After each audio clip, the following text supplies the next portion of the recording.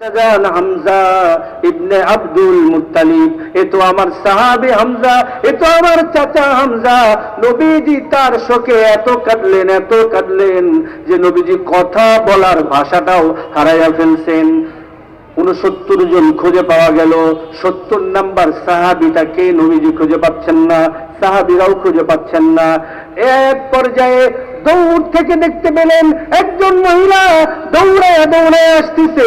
এসে বলে, ইয়া রাসূলুল্লাহ, ইয়া হাবিবাল্লাহ, আমার সাহাবী আপনার জন্য আল্লাহর রাস্তায় জীবন দিয়েছেন, কিন্তু আমার সাহাবীর উপর গোসল ফরজ ছিল, সে এখনো গোসল করে নাই, তাকে গোসলের ব্যবস্থা করেন।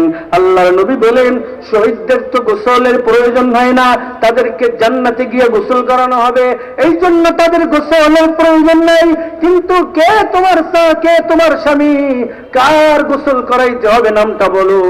বললেন, ইয়া রাসূলুল্লাহ, গতকালকে আপনি যার বিবাহ পড়াইয়া দিলেন, হানজালা ইবনে আবু আমির, আমার স্বামী, তাকে গোসল ফরজ হওয়া অবস্থায় সে ঘর থেকে বের হইয়া আপনার জন্য শহীদ হয়ে গেছেন।